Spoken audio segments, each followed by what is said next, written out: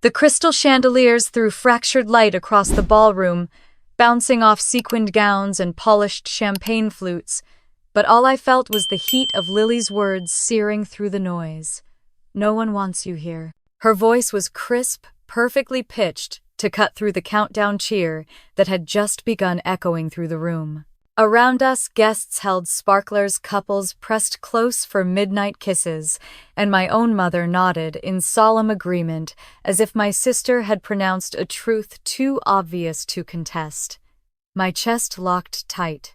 I stood frozen in my metallic blue dress, one hand clenched around the stem of my untouched champagne glass. I waited for anyone to break the spell, to laugh, to say it was just a cruel joke. But silence spread around our table like spilled wine. I could hear my own pulse louder than the band's trumpet. At the edge of the stage, the MC raised his microphone, oblivious to the cruelty unraveling in the shadows, while my family turned away from me like I was a stain on the evening. I pressed my nails into the smooth glass, grounding myself in the sting of my own skin. My sister's face gleamed with satisfaction, the spotlight catching her diamond earrings. For her, this was a performance, my humiliation set against the glittering backdrop of the city's grandest New Year's Eve gala. I had been invisible before, ignored through countless Christmas mornings and Thanksgiving dinners, but this was worse. This was being erased publicly, deliberately, like a scar they wanted to peel from the family portrait. The sting was sharper because of the timing, midnight approaching fireworks, ready to claim the sky, and yet in that suspended moment, I knew something inside me had cracked beyond repair. Lily's words carried me back years, yanking me through time, as if every injustice had been rehearsed for this stage. I was 8 again, sitting cross-legged on the living room floor, watching her unwrap a designer doll, while I tugged at the sleeves of a second-hand coat, the tag still dangling from the collar. Mother had said it kindly, like an apology. "Lily deserves nice things. You don't need to be spoiled." I had nodded then, tiny and pliable, believing maybe it was true. That memory collided with another, the Thanksgiving dinner when the pumpkin pie burned, because Lily forgot to set the oven, and yet it was me who felt my father's glare, as he declared, "Emily, how could you ruin dessert for everyone?" I had been their scapegoat so long that it almost felt natural to absorb the blow. Almost. But standing there in the ballroom, champagne fizz tickling my nose, I felt the absurdity of it all. I was 29, not 8, and still I was the one shoved into the shadows, blamed for shadows I hadn't cast. My mind replayed senior year, how I had saved every dollar from 2 part-time jobs, dreaming of a used car that would mean freedom. How father had demanded that money at the last minute to buy Lily a brand new laptop. He hadn't even flinched while I stood there empty-handed, my dreams traded away for her convenience. Later, when I confronted him, he waved it off. Don't be selfish. Family helps each other. But family, I had learned, meant I gave and she received. The countdown ticked lower. 10, 9, 8. My breath snagged in my throat. I should have turned on my heel, left, right then, but my body betrayed me, frozen under the chandeliers. Mother's eyes pinned me like a bug on glass. "You should be grateful," she whispered sharply, leaning in close. "Your sister doesn't need your shadow tonight." My mouth tasted of iron, though I hadn't touched the champagne. My sister clung to her fiancé's arm, her smile smug, as if my exclusion was the final decoration to her perfect evening. 7, 6, 5. The MC's booming voice cut across the room. "Ladies and gentlemen, tonight we honor someone extraordinary." I blinked, certain he was about to crown Lily with yet another undeserved spotlight. But instead, he read from his card, his voice swelling. "We celebrate the founder of a $3 billion company, a woman who built her success from nothing, Emily Parker." The room stilled as though someone had yanked the plug from the music. Forks clattered against plates, the band stumbled mid-note. 200 faces turned toward me in collective shock. My mother's lips parted, but no sound emerged. Lily's champagne flute slipped from her fingers and shattered on the marble floor, fizzing out like the last echo of her smugness. the silence pressed down heavier than all their scorn combined. For a heartbeat, I didn't move. My pulse roared in my ears, mingling with the distant thump of fireworks beginning outside. Then the first cheer broke hesitant, then swelling until applause rolled through the ballroom like thunder. People who had just minutes ago shifted away from me now craned forward, hands outstretched, eager to bask in my reflected light. Strangers I had never met whispered my name, reporters angled their cameras. The same mouths that had curled in disdain now shaped the word congratulations. I didn't smile. I didn't bow. I set down the untouched glass, its rim still indented with my nails, and walked away from the table. Behind me, I heard my mother call out, half plea, half command, but her voice barely reached over the applause. Lily stumbled after me, her heels clattering, words tumbling. "Emily, wait, we didn't mean," but I kept walking. Each step on the marble was a drumbeat in my chest, each stride widening the chasm between us. Outside, cold air slapped my cheeks sharper than any insult they had ever thrown. Fireworks burst overhead, painting the sky with fleeting blooms of gold and crimson. I inhaled the winter night, the scent of snow and city steel filling my lungs. My phone vibrated in my clutch once, twice, then endlessly. Messages and calls lit the screen, 100 missed attempts already piling up.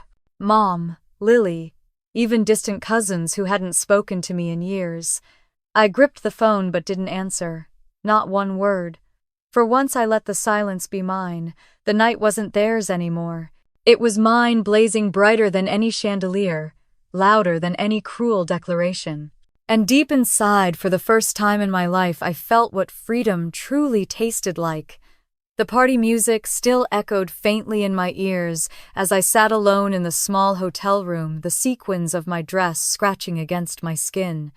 I had pulled the curtains tight, but the glow of fireworks still leaked through the edges, staining the carpet with bursts of red and gold. My phone lay face down on the desk, buzzing every few minutes with calls I wouldn't answer. My chest felt hollow, but it wasn't from the champagne I hadn't touched. It was the words, Lily's words, my mother's nod that had burrowed deeper than any blade. "No one wants you here." They rang like a chant I had heard my entire life, disguised in different costumes, but always the same refrain. I leaned back on the stiff mattress, and in that silence, memories surged like floodwater. I was 8 years old again, staring at the twinkling lights of our family's Christmas tree. Wrapping paper scattered across the living room. Lily squealed with delight as she tore open a glossy box containing a brand new doll with hair that shimmered gold. I reached for my package, a cardboard box wrapped hastily in leftover paper. Inside was a wool coat, its collar frayed, a thrift store tag still dangling from the sleeve. My mother smiled down at me, her voice syrupy but firm. "Lily deserves nice things. You don't need to be spoiled." I had tugged the coat tighter around my small frame, cheeks burning as aunts and uncles clapped for Lily's joy. That night I told myself maybe it was okay. Maybe I didn't need what she had. But it wasn't just Christmas. It was Thanksgiving too. I could still smell the burnt crust of pumpkin pie. Lily had been assigned to bake it, her only responsibility that year. She forgot to turn the oven on. When the guests asked what happened, Father's eyes cut toward me across the dining room table. "Emily, how could you ruin dessert for everyone?" I opened my mouth to protest, but Lily's lip trembled convincingly, and Mother hushed me with a glance sharp enough to pierce bone. I took the shame into myself even though I hadn't touched that pie. The humiliation tasted like ashes in my mouth. I was always the scapegoat, the placeholder for blame. In school, when Lily was caught whispering answers during an algebra test, she sobbed in the principal's office. Emily put so much pressure on me. I just wanted to be as good as her. The lie slid smoothly into the air, and my mother's nails dug into my wrist as she told the principal it was my fault for being too perfect, for making Lily feel inadequate. Later, the security footage revealed Lily had cheated on her own. No apology ever came. Not from her, not from them. By the time I was 15, I had learned that hard work was my only escape. I juggled 2 part-time jobs bagging groceries and wiping tables at the local diner to save for a used car. Every dollar I tucked into a tin box under my bed felt like a ticket out of that suffocating house.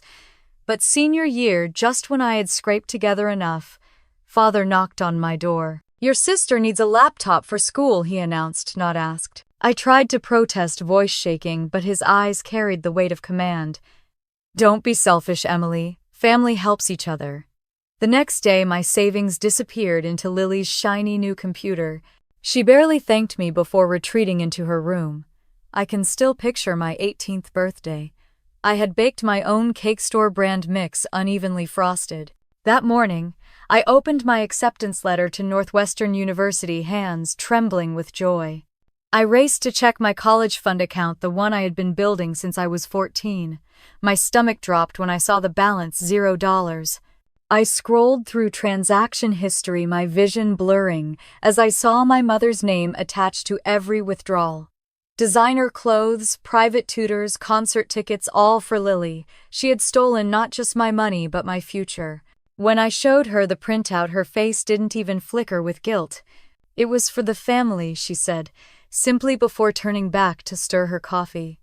That night, Lily blew out 18 golden candles on a 3-tier cake my parents had ordered for her. Mine sat half-eaten on the counter, crumbs collapsing into themselves.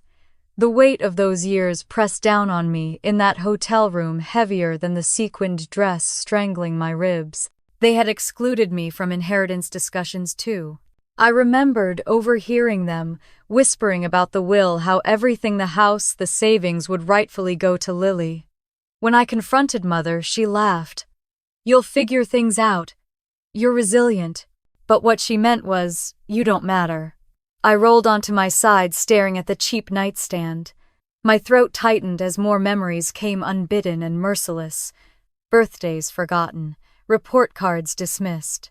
My dreams of art school laughed at until I tucked them away in dusty boxes. Lily's failures papered over with my sacrifices.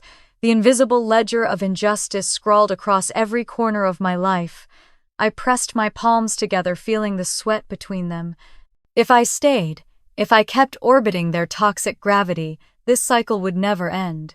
I would always be invisible, always wrong, always the scapegoat. But stepping away meant entering the unknown, and the unknown terrified me. The idea of waking up tomorrow without a roof, guaranteed without even the meager protection of family, clenched my gut. I stood pacing the narrow strip of carpet between the bed and the window. The city skyline pulsed with fireworks, each burst a heartbeat I could feel in my chest. "Where do you go when home stops being home?" I whispered the question aloud, my voice hoarse in the stillness. I thought of the bookstore where I worked now, the one place I felt marginally seen. Stacking novels late into the night, inhaling the scent of paper and ink. It was humble, but it was mine. Yet even there, I wore Lily's shadow like a second skin. My coworkers whispered about my perfect sister, about how lucky I must be. If only they knew. I drew back the curtain fully. Outside, families toasted, couples embraced, voices rose in laughter. The world kept turning indifferent to the fracture in my chest. I wrapped my arms around myself, rocking slightly, as tears welled hot against my lashes. "Maybe they're right," I whispered. "Maybe no one wants me here." But then something unexpected surged up, sharp and insistent.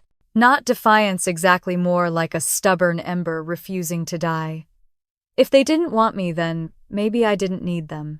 If they stripped me of Christmas mornings, Thanksgivings, birthdays, even my college fund, then maybe I could strip them of the power to define me.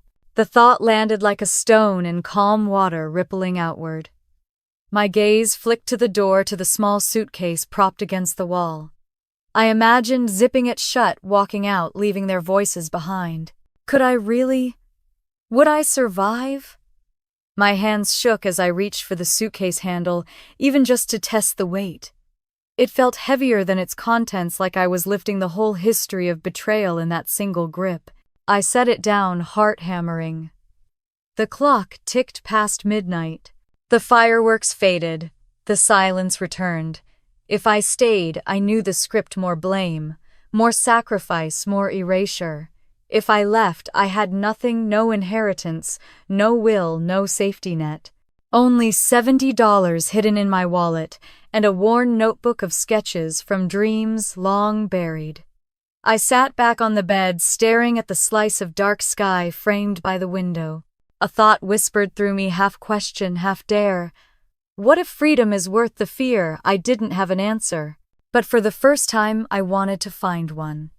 The morning after the gala, I sat at the hotel's kitchenette, staring into a paper cup of bitter coffee. The sequin dress from last night hung in a crumpled heap over the chair, still reeking of perfume and humiliation. My reflection in the microwave door looked older than 29 eyes ringed with shadows, lips chapped from sleepless nights. I kept replaying the sound of my sister's voice. "No one wants you here." My mother's nod had sealed it like a verdict. By noon, I couldn't take the walls of the hotel room pressing in. I checked out, dragging my suitcase down the hallway carpet that smelled faintly of bleach. The cab ride to my parents' house felt like drifting into a storm I'd already survived too many times. Snow flurried outside, frosting the windshield. I pressed my forehead against the cold glass, my chest rising and falling in shallow breaths. I knew they'd be waiting.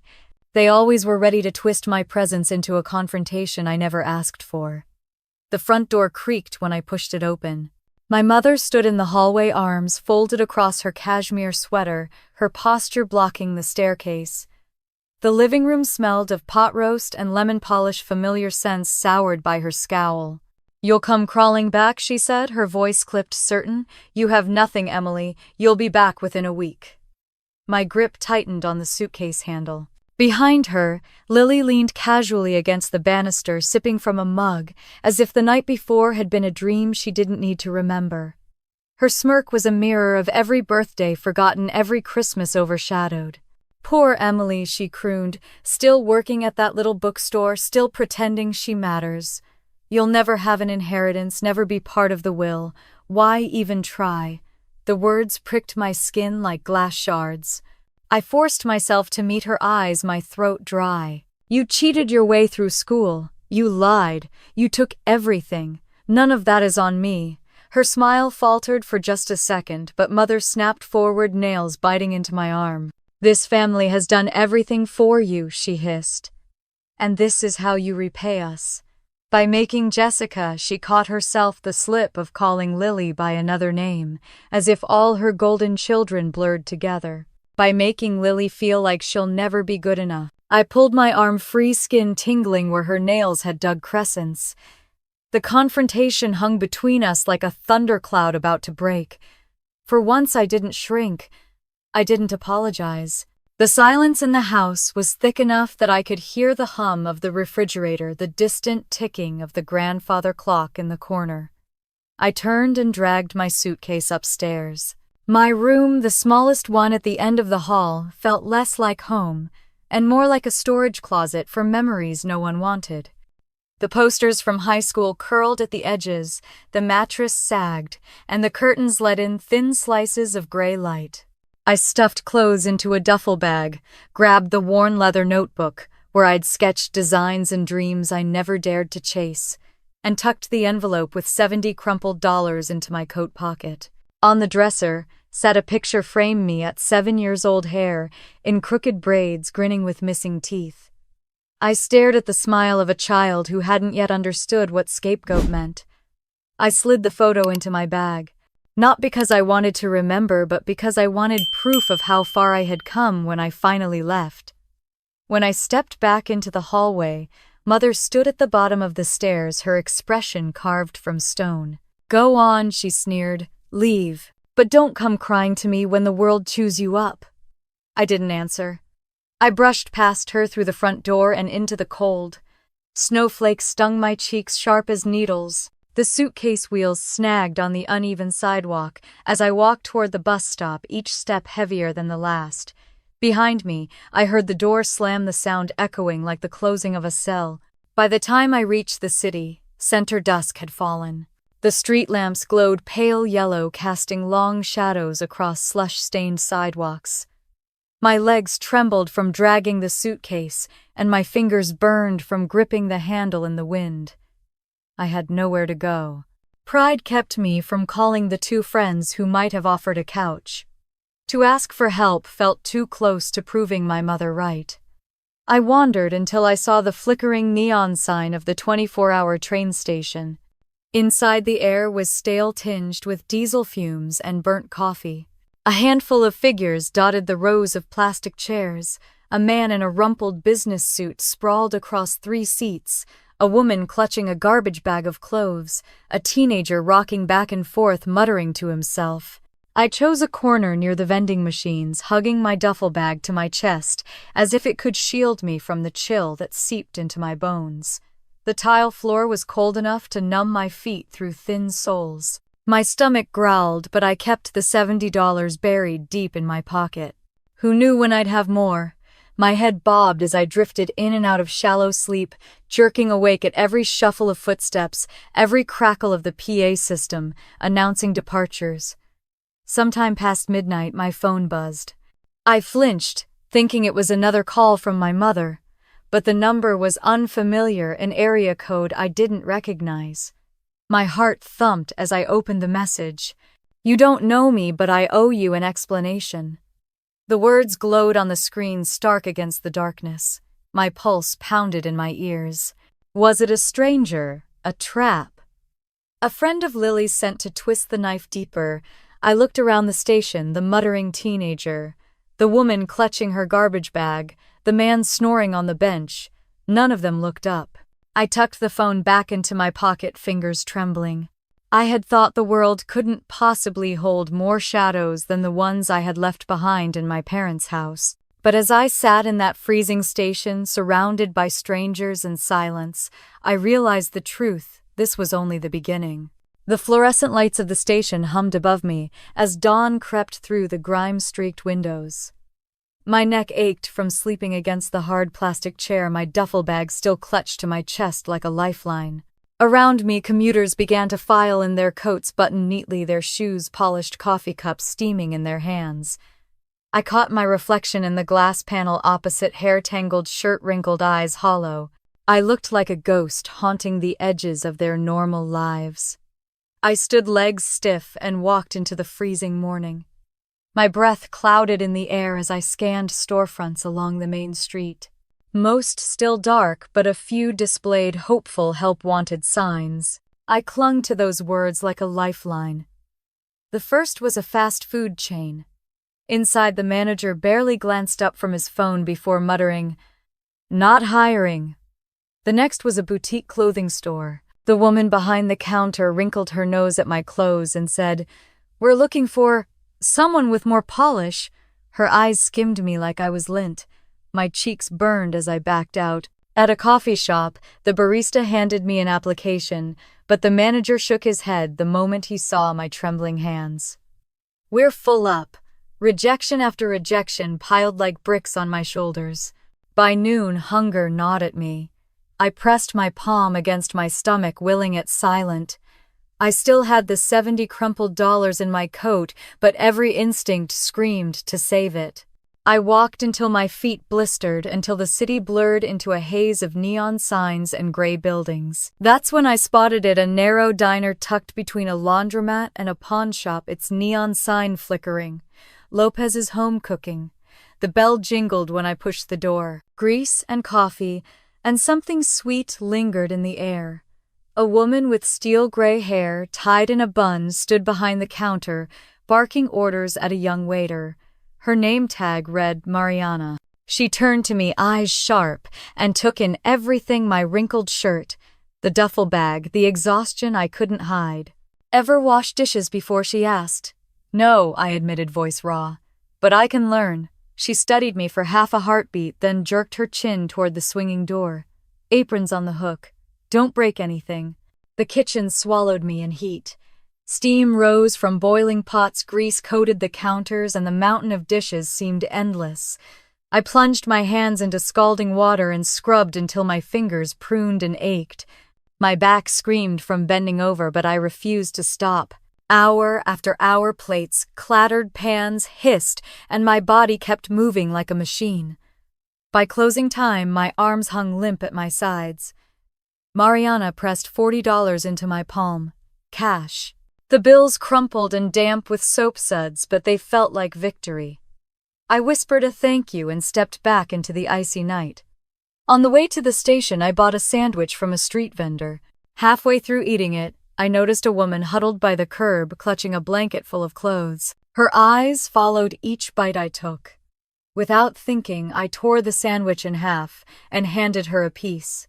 She smiled, toothless but genuine, and as she took it, she tilted her head. "That smells nice," she murmured, pointing to my bag. Confused, I unzipped it slightly. A faint lavender scent drifted out. The old candle I'd shoved inside was still intact, the one I'd made years ago on a rare afternoon when the house had been empty. I remembered melting wax in a battered pot, pouring it carefully into mismatched jars, watching them harden into something fragile but mine. The woman inhaled, deeply sighing. "Beautiful," she whispered, closing her eyes. For a moment her face looked peaceful, softened by the scent. I walked away with a strange tightness in my chest. That little candle had survived years of neglect, a dozen moves, and now it sparked something I hadn't felt in so long: possibility. Back at the station, exhaustion dragged me down again. I slipped my card into the ATM across the street, hoping to see a small balance from my college fund, something I could cling to. The screen blinked: balance $0. My stomach dropped. Hands trembling, I pulled up the transaction history. There it was: multiple withdrawals, all under Margaret Parker's name. Concert tickets, designer stores, private tutors for Lily. My breath hitched. She hadn't just stolen my future once. She was still stealing, still using my name as if it belonged to her. I stumbled back to the bench, my body shaking from more than cold. Rage flared hot, searing through the numbness. All those nights I had gone hungry, all the shifts I had worked, every sacrifice I had made, and she was still digging her claws into my life. But as the fury settled, something else rose. A steel thread wound tight through my chest. If Margaret Parker could steal my future, then I would build one so vast, so untouchable, that she could never reach it. The next morning, Mariana found me scrubbing pots with mechanical precision. She raised an eyebrow. "Need more hours?" "Yes," I said quickly, desperate. "My friend owns a coffee shop," she said, drying her hands on her apron. "She needs help." "You want?" And I froze, sponge dripping suds onto my shoes. 2 jobs meant twice the exhaustion, but also twice the escape velocity. "When can I start?" "That evening after my shift at Lopez's." I walked into Bean and Brew, the coffee shop her friend owned. The smell of espresso wrapped around me like a blanket. Customers lined the counter, and the hum of conversation filled the air. The owner, a man with a kind smile, handed me an apron. "Head down, keep moving, and smile," he instructed. I nodded, slipping it on. My hand shook as I fumbled with the espresso machine, but slowly I found a rhythm.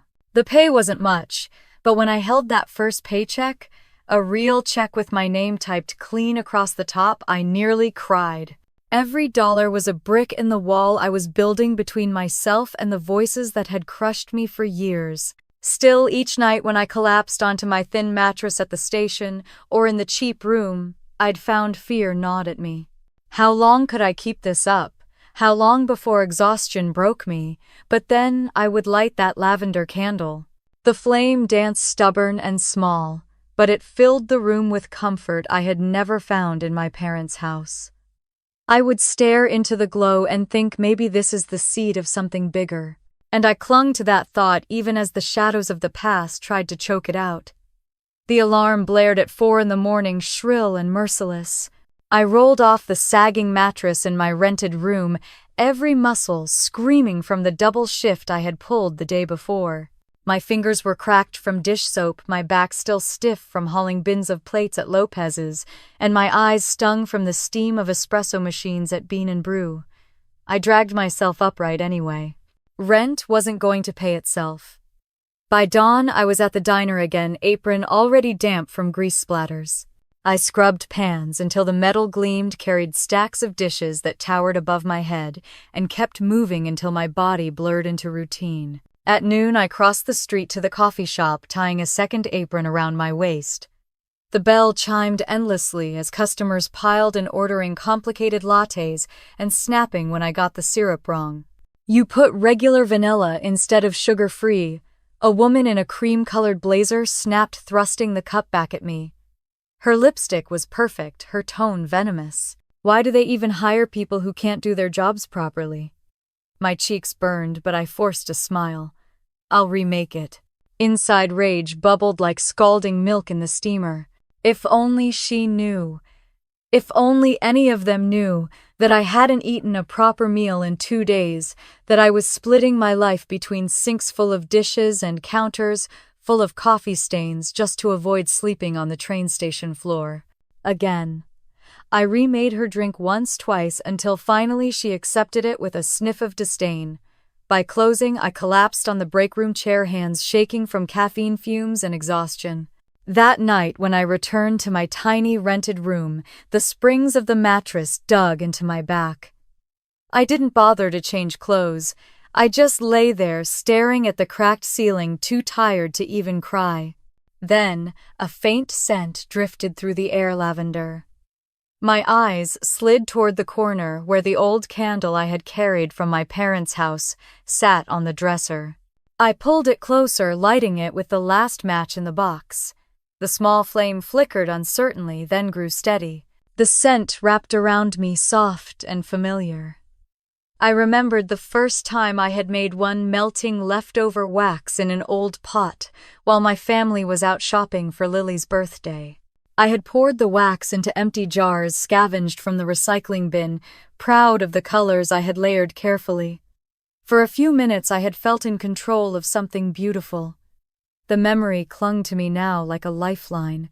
My body was breaking, my pride worn thin, but here was proof I could create instead of just endure. I sat up, staring at my laptop on the rickety desk. My bank balance glowed a measly $212.47. Barely enough for rent, barely enough for groceries. If I spent it on supplies and failed, I'd have nothing. My mother's voice hissed in my head. "You'll fail, you always do." I hesitated, finger hovering over the mouse. Then slowly, I clicked place order. Wax, essential oils, jars, wicks. Everything I needed to try again. 3 days later, my room was filled with the warm scent of melting wax. I measured temperatures, obsessively tested fragrance ratios, adjusted colors until they layered like sunsets in glass. My fingers blistered from heat, my counters stained with dye, but each candle hardened into something tangible, something mine. At night, I photographed them under the harsh bathroom light, trying to make them look professional. I typed descriptions that felt like whispered prayers: comfort, peace, a flame to guide you home. I uploaded the pictures, heart pounding, and clicked publish. The shop went live, lunar flame candles. I refreshed the page obsessively between shifts at Bean and Brew, waiting for something, anything. Days passed. Nothing. My confidence shrank with every refresh. My mother's voice grew louder. "What made you think anyone would want this?" Then one afternoon, as I scrubbed mugs in the coffee shop sink, my phone buzzed. I glanced at the screen. A notification. My breath caught. "You've made a sale." My knees buckled and I had to grip the counter. Someone, an actual stranger, had paid $12 for one of my candles. I stared at the order confirmation until my vision blurred. $12 wasn't enough to change my life, but it was proof. Proof that I wasn't invisible, that something I had created could be wanted. That night, I wrapped the candle carefully in brown paper, tied it with string, and slipped a handwritten thank you note inside. My hands trembled as I dropped the package at the post office counter. I walked out smiling for the first time in months, but the high lasted less than a week. 8 days later, the reviews started. Poor quality. Arrived broken. Smells like chemicals. Worst purchase ever. My stomach turned to ice as I read the usernames: Margaret1962. Lily shops. My pulse roared in my ears. They had found me. My mother and sister hadn't been content to steal my money and erase my childhood. They wanted to poison even this small flicker of hope. Later that night, I discovered a Reddit thread. Lily's username was unmistakable. She mocked my pathetic little candle shop, laughing at my desperate attempts to matter. I sank onto the mattress, my laptop sliding from my lap. Tears burned hot against my skin. All I had wanted was to build something of my own, and still they clawed their way back into my life, dragging me down. I thought of the nights I had been excluded from Christmas dinners, the birthdays forgotten, the college fund stolen, the endless blame. And now this sabotage dressed up as criticism. For a long time I sat in silence, fists clenched, throat aching with unshed sobs. But somewhere beneath the despair, something colder stirred. A whisper steady as the flame of a candle. If they want me to stay down, then I'll rise higher than they can reach. I blew out the lavender candle, watching the smoke curl upward. Tomorrow I would light it again. Tomorrow I would start over. They had taken almost everything, but they hadn't taken my hands, my will, or the ember burning in my chest. And that, I decided, was enough to begin again. The bell above the coffee shop door jingled as I wiped down the counter, exhaustion pulling at my shoulders. My phone buzzed in my apron pocket, and when I pulled it out, I froze. A notification lit the screen. "You've made a sale." My breath hitched. Then another ping. And another. My knees nearly buckled as I read the words. I'd been desperate to see real orders from real customers. My hands shook as I rushed home that night. The hallway of my building reeked of stale cigarettes. The radiator clanged like it was dying, but I didn't care. I laid every jar and candle carefully across the chipped kitchen table, wrapping them in brown paper, tying each with string. I slipped handwritten notes inside, clumsy, heartfelt lines like, "Thank you for supporting small business," because it mattered to me that someone knew how much their order meant. When I dropped the packages at the post office the next morning, my chest swelled with something I hadn't felt in years: hope. The woman behind the counter smiled at my stack of boxes. "Busy shop?" she asked. I nodded, throat too tight to answer. Busy shop. My shop. For the next few days, I lived on adrenaline. Between shifts at Lopez's Diner and Bean and Brew, I checked my phone constantly. Every ping was a spark, a reminder that maybe, just maybe, I wasn't doomed to be invisible forever. I began to imagine a future where I wasn't only the scapegoat, the poor sister, the forgotten daughter. Then one morning, as I poured a customer's latte, my phone vibrated again. I slipped it out of my pocket, expecting another order. Instead, the words on the screen made my stomach twist. Review posted 1 star. I stared. My palms grew clammy. Poor quality. Smells like chemicals. Don't waste your money. I swallowed hard, brushing it off. Maybe it was a mistake. Maybe shipping had gone wrong. But within hours, another review appeared.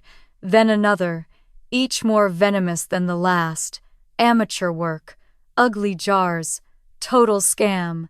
That night I sat hunched at my desk, my face lit only by the glow of my laptop screen. My breath quickened as I scrolled through the usernames. Margaret 1962. Lily shops. The blood drained from my face. My hands trembled over the keyboard. My mother and sister, they had found me. Even here, even in this fragile new life I was trying to build, they had clawed their way in.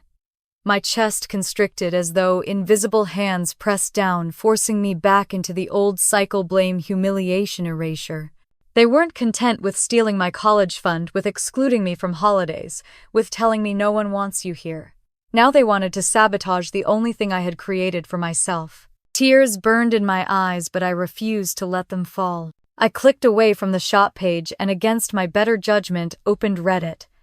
The thread hit me like a punch, posts mocking me, screenshots of my candles, captions dripping with contempt. Pathetic little candle shop. Desperate attempt to matter. The username was unmistakably Lily's. My laptop screen blurred as the tears finally spilled over. My hands balled into fists, nails digging crescents into my palms. I had worked double shifts, slept in train stations, starved, just to save a few dollars for wax and jars, and they were laughing. I curled onto the mattress, knees to chest, the old lavender candle burning beside me. Its flame wavered stubborn against the draft sneaking through the cracked window. I stared into the glow, remembering every moment I'd been shoved aside, every time they'd chosen her over me. A knock on the coffee shop counter startled me the next evening. Riley, my co-worker, with electric blue hair, tilted her head, watching me fumble with the register. "What's wrong with you? You look like you're plotting a murder." I blinked rapidly, wiping at my eyes. "I'm fine." "Yeah, and I'm the Queen of England." She folded her arms, refusing to move until I met her gaze. Spill. Something in her expression cracked my defenses. Words poured out: the Etsy shop, the first sale, the sabotage, the reviews, the Reddit thread. My voice trembled, shame dripping from every confession.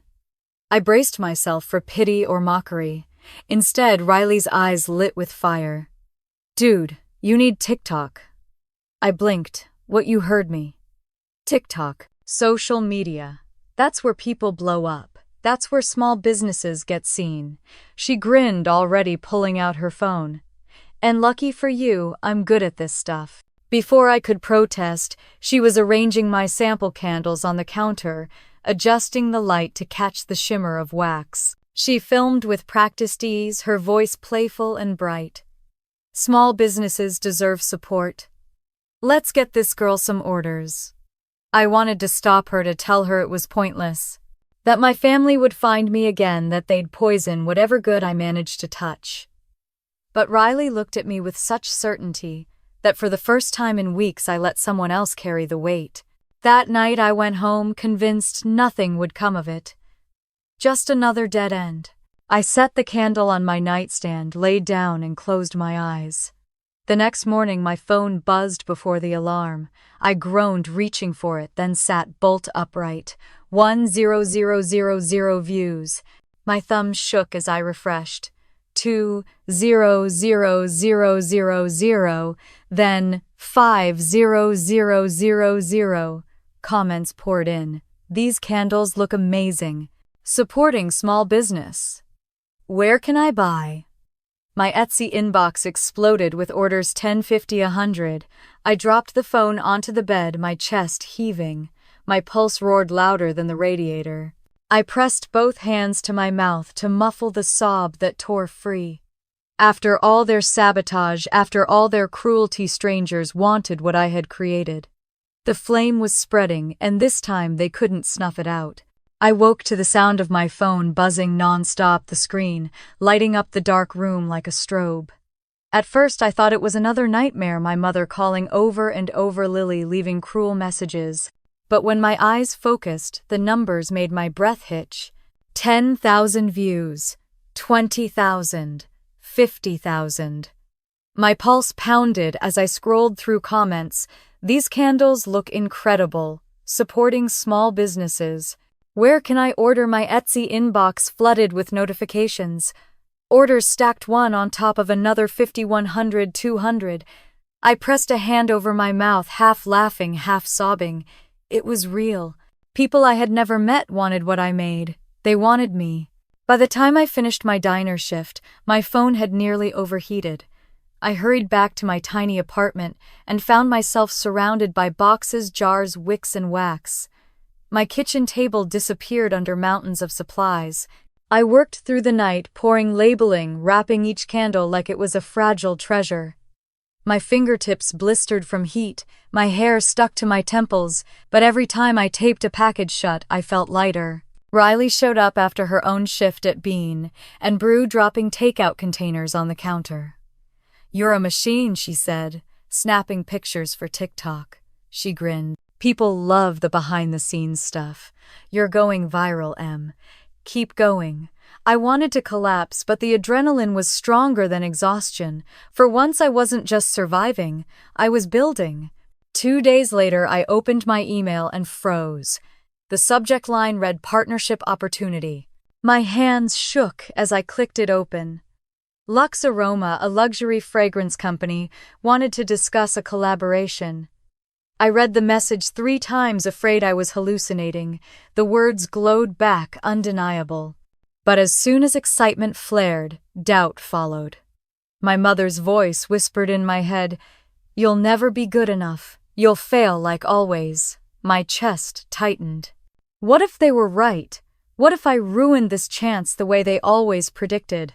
Then I remembered the faces in the comments, the strangers cheering me on. I thought of Riley hands stained with wax right alongside mine, laughing as we boxed orders. And for the first time, my own voice drowned out the echo of my mother's. "Say yes," I replied with trembling fingers, agreeing to a call. Orders kept flooding in. 300 units shipped by Friday. My bank account balance ticked higher with every deposit. It wasn't just about money, it was proof. Proof that I wasn't poor Emily, the scapegoat, the forgotten one. I was a business owner, a founder, a woman who had clawed her way out of shadows and lit her own path. The studio became a war zone of cardboard and packing peanuts. Riley called in 2 more friends, and together we built an assembly line in my apartment. "This is insane," she laughed, scribbling labels while I sealed jars. "You're officially a company now." The word company lodged in my chest. For years, company had meant my parents' whispered promises of inheritance always dangled just out of my reach. Now it meant something entirely mine. At night, I lit one of my lavender sage candles and sat cross-legged on the floor inhaling the scent. I thought about Lily's words at the gala. "No one wants you here." I looked around at the dozens of packages waiting to be shipped, each with my name on the return label. Thousands of strangers wanted me.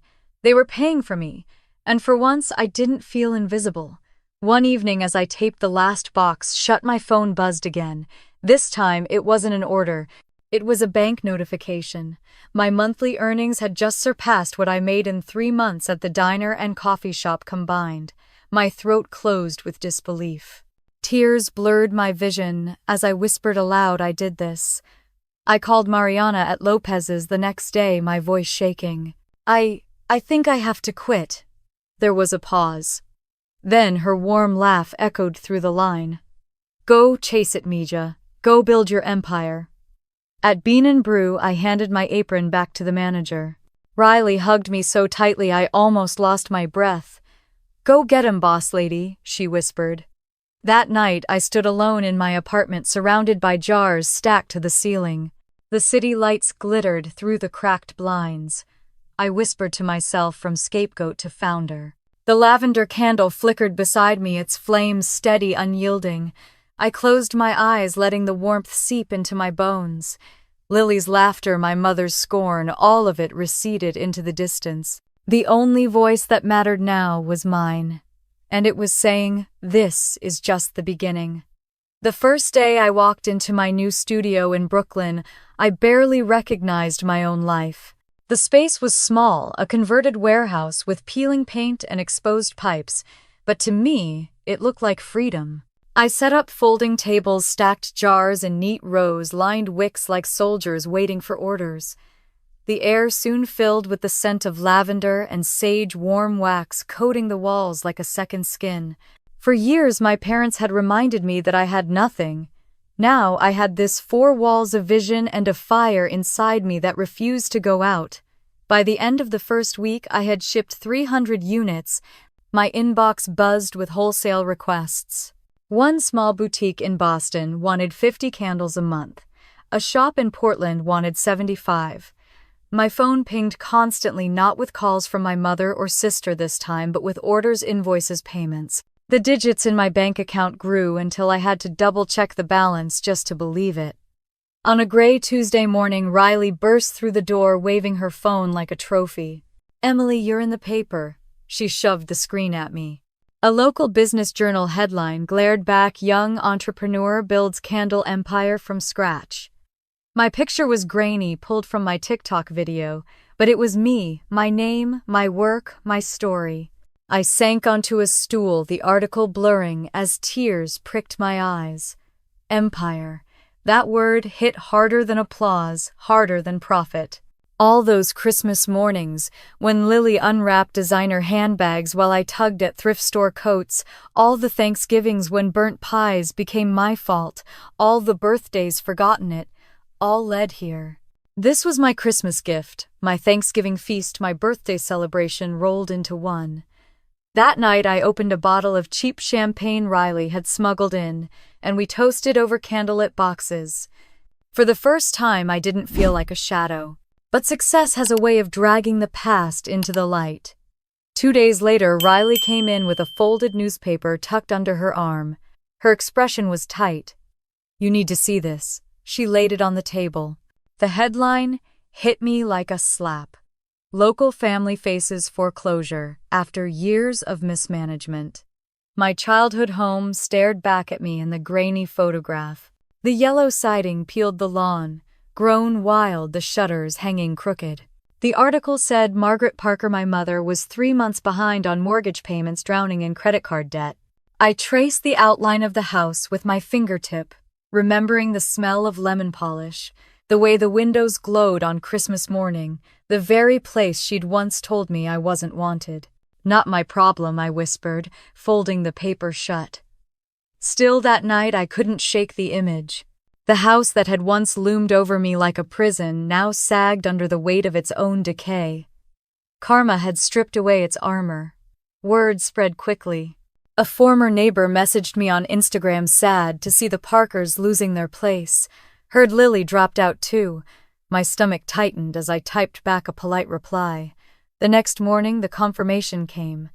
A classmate from high school forwarded me a link to the university's disciplinary board records. Lily had been caught in multiple instances of academic dishonesty. Failed classes, loans in default, no internships, no jobs. I stared at her name on the page, hollow inside.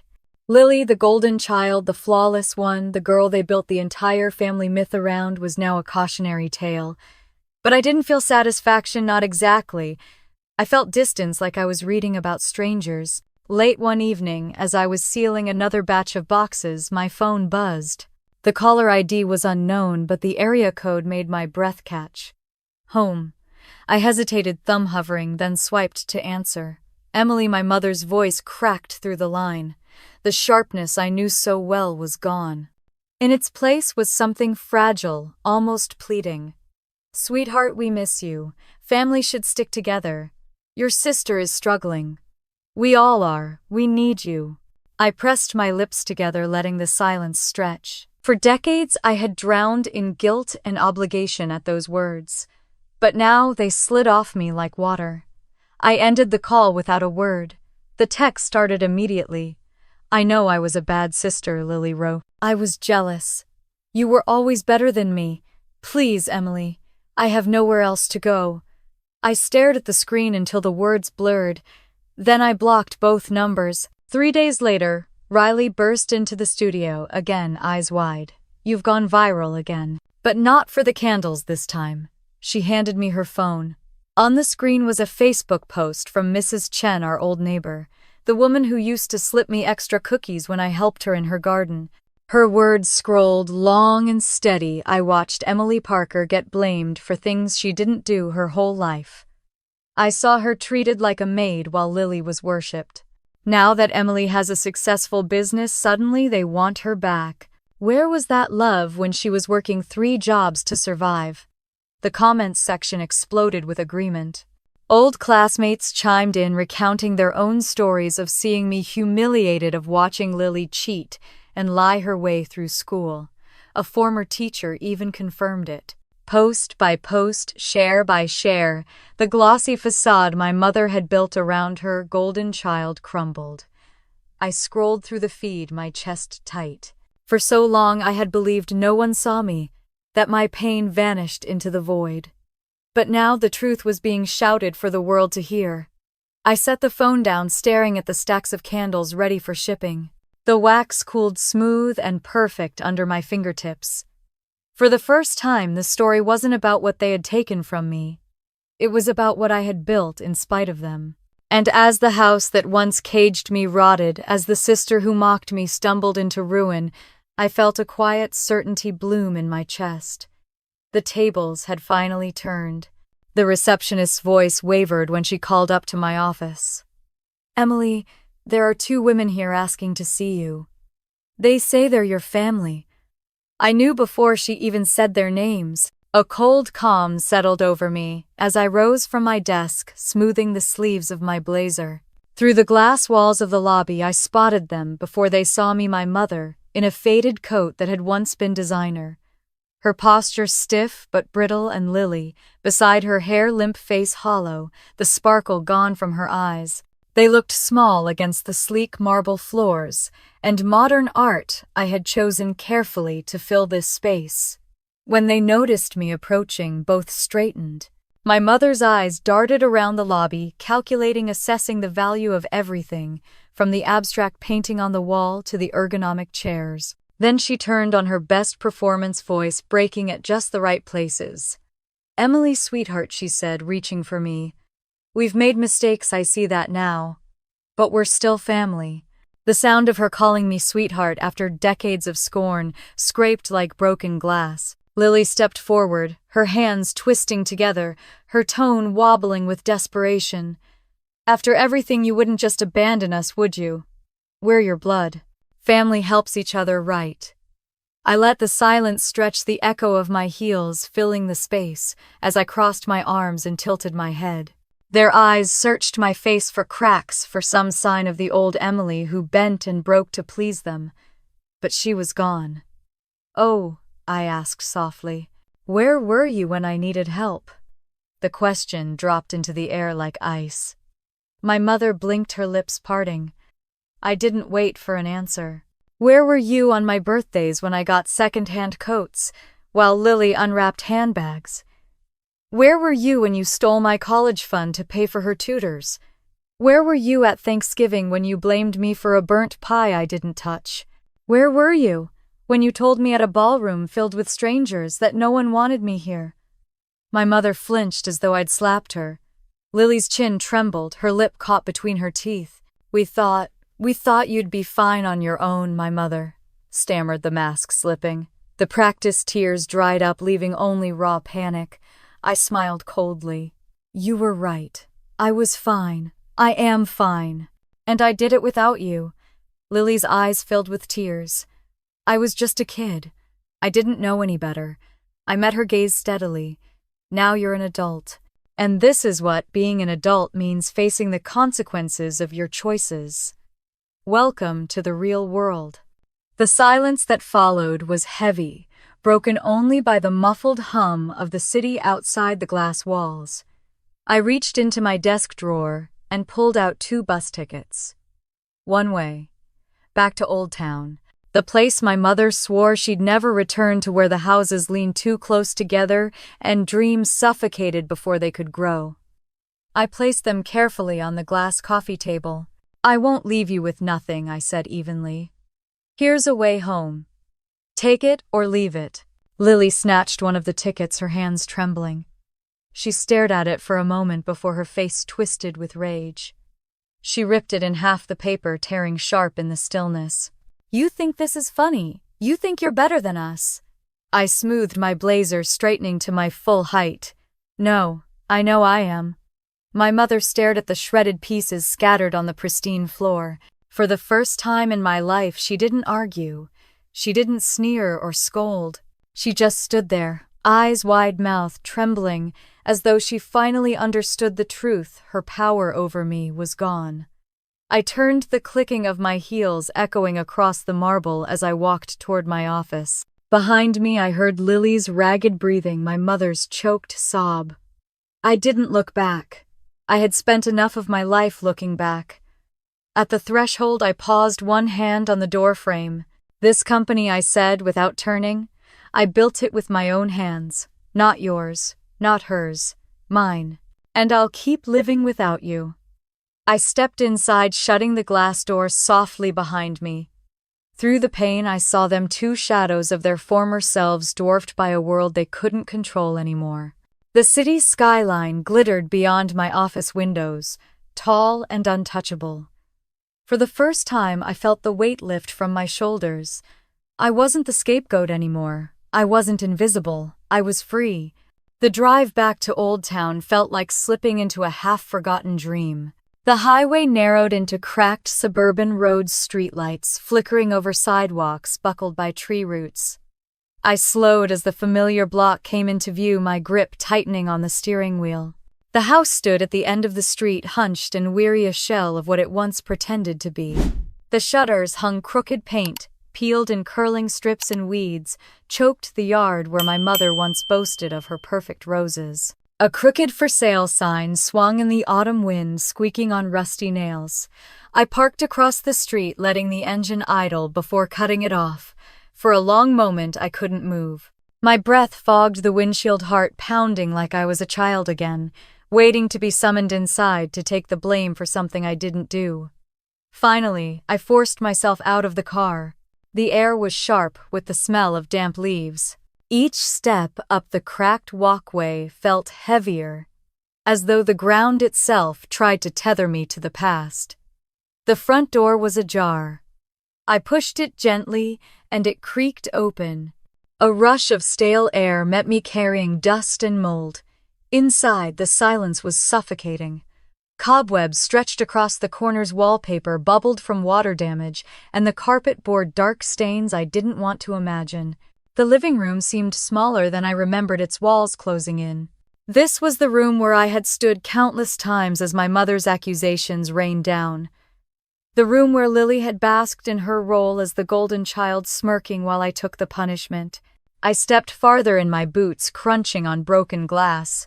The fireplace loomed blackened and cold. I closed my eyes and saw it vividly, the Christmas tree glittering, Lily tearing into expensive packages, while relatives cheered my own gift of a thrift store coat dangling from my hands. I heard the echo of my father's voice, dismissive. "Don't pout, Emily. Be grateful." The bitterness clung to me even now, decades later. I moved toward the kitchen, the room where I had once melted wax in secret, carefully pouring it into scavenged jars. Back then, it had been the only place I felt in control, creating something beautiful in a house built on lies. Now the counters sagged, coated in grime. The stove's door hung open, rust flaking from its edges. Still, I could see the ghost of myself bent over a battered pot, stirring wax with a wooden spoon, whispering to no one, "This is mine." Upstairs, the hallway groaned beneath my weight. My old bedroom door creaked when I pushed it open. The posters had peeled from the walls, the mattress collapsed in the middle. The closet door hung from one hinge, yet I could almost smell the faint trace of ink and paper from the notebooks I used to fill with sketches and plans, all of which had been mocked or stolen. This had been my cage, the place where I cried into pillows to muffle the sound. In the master bedroom, I stopped. The dresser still stood against the wall mirror, cracked down the center. I stared at my reflection, split in two, jagged and fractured, just like I had felt for so long. My throat tightened, but this time it wasn't despair, it was clarity. Back downstairs, I returned to the living room. I set my bag on the mantel and pulled out a candle, lavender, the first scent I had ever made. I struck a match, the flare briefly blinding. As the flame caught, the wax melted slowly, releasing a fragrance that curled through the stale air. The warmth spread, softening the sharp edges of the room. For a moment, I wasn't the scapegoat child or the invisible daughter. I was the woman who had built a company worth billions, who had turned pain into creation. I sat on the dusty sofa, staring at the small flame. Memories collided all at once. The Thanksgiving pie I was blamed for burning, Lily's triumphant grin as she opened her laptop, bought with my savings, my mother's hand tightening on my wrist as she accused me of ruining the family. The words, the wounds, the weight, they hovered like shadows. But the longer I stared at the flame, the smaller those shadows became. I whispered into the empty house, "No, you were wrong. I am not the reason this family fell apart. I am the reason I survived." My voice echoed off the cracked walls, strong and steady. The silence that followed wasn't oppressive anymore. It was freeing. I let the candle burn as I stood and walked to the door. One last look back and I realized the house wasn't a fortress anymore. It wasn't even a prison. It was just wood paint and ghosts. And ghosts have no power unless you let them. As I stepped outside, the autumn wind caught my hair cool and clean. The setting sun spilled across the street, painting the sagging house in gold. It almost looked beautiful, but I knew better. Beauty here had always been a mask. I climbed into my car and started the engine. The phone buzzed in the cup holder. Riley's name lit the screen with a message, "Call me as soon as possible. The press is calling you the youngest self-made billionaire." I laughed, a sound that felt strange in my chest, light and alive. From scapegoat to headline, from forgotten daughter to founder. I glanced once more in the rearview mirror. The house shrank as I pulled away, receding into the background of my life. I didn't belong to it anymore. The road stretched ahead, wide and waiting. For the first time, I wasn't running from the past, I was driving straight into my future. The warehouse buzzed with energy as I walked through the doors, the hum of machinery and the rustle of packing tape, a symphony of progress. 3 years ago, I had been sleeping on a train station bench with $70 in my pocket. Now 20 employees moved through the aisles, filling orders for lunar flame candles. My company, my empire, the inheritance I carved for myself. Pallets of jars stacked against the walls, the air heavy with lavender and sage. I breathed it in, letting pride settle where shame used to live. A delivery truck rumbled out of the loading bay, and one of my managers waved me over with a clipboard. "Another 3,000 units going to California," she said. My signature looked steady, confident, even elegant. Numbers danced in my head. Contracts with 2 major retailers, signed, revenue climbing past $3 billion in valuation. The girl who once hid a wrinkled coat under the Christmas tree had become the woman business magazines now photographed against city skylines. Still, success meant more to me than bank accounts. It meant proving I was more than the scapegoat they had painted me as. It meant rewriting the script, and part of rewriting it meant creating something beyond myself. That afternoon, I drove to the downtown community center. The old brick building bustled with life, its windows glowing against the winter dusk. Inside, folding tables were pushed together, notebooks spread open, pens scratching as a group of young women gathered. 30 of them now, all ages, all with stories of betrayal etched into their faces. Some had been excluded from their families, others manipulated, some cast aside like I once had been. They came here for more than lessons, they came for proof that survival was possible. I sat at the head of the table, setting down a candle that flickered brightly against the dim fluorescent light. "This," I said, pointing to the flame, "is what you can build out of the ashes they leave you with." Maya sat in the corner, her dark hair falling forward as she sketched nervously in her notebook. 16, with eyes too old for her face, she had been thrown out after refusing to give up art school for accounting like her parents demanded. I saw myself in her hunched shoulders and the way her fingers gripped the pencil like it was her last weapon. After class, she lingered. "How do you stop being afraid?" she asked softly, her gaze steady but trembling at the edges. "Afraid they'll come back. Afraid they'll find another way to hurt you." I reached for her hand, feeling the slight tremor in her fingers. "You don't," I said honestly. "You don't stop being afraid. You just stop letting the fear control you." Her eyes shimmered with unshed tears. I recognized that look.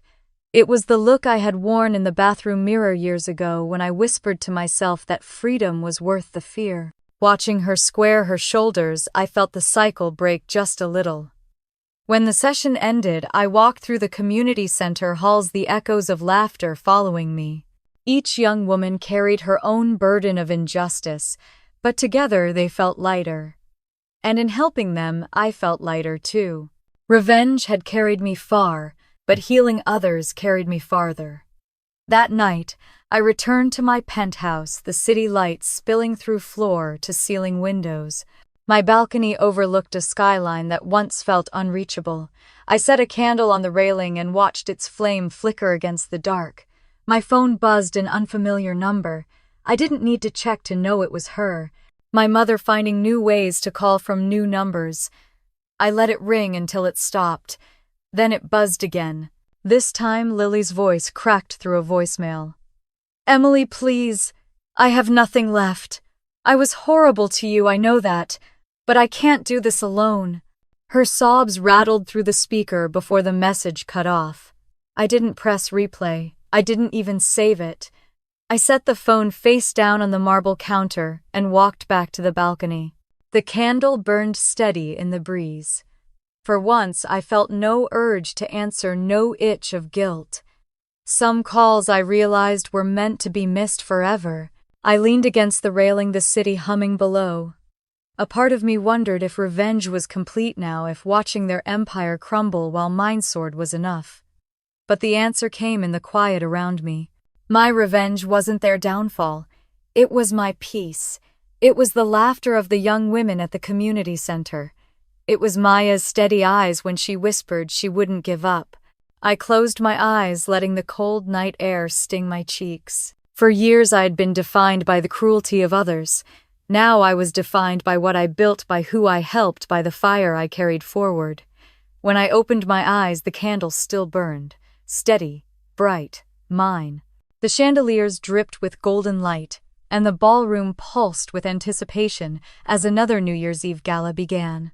Guests clinked crystal glasses, sparklers flickered in manicured hands, and laughter rolled through the air like music. I stood near the back, my gown a deep emerald that shimmered with each step, the press of cameras following me now, instead of ignoring me. 1 year ago, my sister's voice had pierced a night like this with cruelty. "No one wants you here." Tonight, the same world that had turned its back was about to applaud. The MC tapped the microphone, his voice booming over the crowd. "Ladies and gentlemen, as we count down to midnight, we honor someone who has redefined success and resilience. Tonight, we celebrate Emily Parker, the founder of Lunar Flame, the youngest woman to build a $3 billion company." Applause exploded. Faces turned toward me, no longer cold or dismissive, but bright with admiration. Cameras flashed, reporters jostled for angles. I walked forward, slowly, heels clicking against marble, the sound echoing like a heartbeat. I felt their eyes on me, the same relatives who once avoided me at Christmas dinners, the same acquaintances who whispered I would never amount to anything. Now they craned their necks for a glimpse, desperate to be near. At one of the tables near the stage, I saw them. My mother's shoulders stooped in a faded gown that had once been designer, and Lily beside her, eyes swollen from tears, her dress from seasons ago. They looked so out of place among the sequins and tuxedos. For a moment, the years collapsed, and I was a child again, tugging at my coat, while Lily tore into glittering gifts. But this time, the roles were reversed. After my brief speech, simple words of gratitude, nothing more, I stepped down from the stage. The applause still rang in my ears as my mother rose quickly, intercepting me. "Emily," she whispered, her voice quivering. "Please, we're sorry. We need you." Lily followed, her hands clasped together, desperation written in every line of her face. "You're my sister. I know I was cruel, but help me, please. I have nothing." I looked at them, really looked. For years they had stood taller, their shadows smothering me. Now they seemed small, fragile, like porcelain cracked beyond repair. The ballroom lights caught the sheen of sweat on my mother's temple, the tear tracks down Lily's cheeks. "Where were you," I asked softly, "on my birthdays, when you handed me second-hand coats?" My mother's lips parted, no answer escaping. "Where were you," I pressed, "when you stole my college fund, when you laughed, as I struggled, when you told me I wasn't wanted?" Lily broke, then sobbing into her hands. My mother reached for me, but I stepped back. "You thought I'd be fine on my own," I said, voice steady. "You were right. I am, and I did it without you." The music shifted as the countdown began. 10, 9, 8. I turned from them, each step taking me farther away. Their pleas followed, thin, desperate threads unraveling into the air. I didn't stop. I didn't turn. 5, 4, 3. The ballroom lights dimmed, and the crowd roared with joy. Outside the tall windows, fireworks burst, painting the night in red and gold. I slipped through the doors into the cool midnight air. The phone in my clutch buzzed violently. Mom Lily Cousin's numbers I didn't recognize. Missed call after missed call piled on the screen 50, 80, 100. I silenced it, sliding the phone away. A car waited at the curb, the city stretched wide beyond. I climbed in the glass roof, offering a perfect view of fireworks raining light across the skyline. For a moment, I let my eyes close. The sound of the crowd cheering faded behind me. When I opened them again, the city glowed like it belonged to me. Because it did. I thought of the girl who had once slept at the train station clutching a duffel bag and 70 crumpled dollars. The girl who was told she wasn't wanted. The girl who nearly believed it. She had walked into the unknown and built an empire from wax and flame. Some revenge doesn't come with shouting. Some doesn't need confrontation. Sometimes the loudest revenge is living well. I leaned back, letting peace settle where pain once lived. And if you're listening, if you've ever been told you don't belong, ask yourself, would you fight to prove them wrong? Tell me in the comments. And if you believe success is the best payback like this story, and subscribe for more. The fireworks thundered above, but all I heard was the steady beat of my own freedom.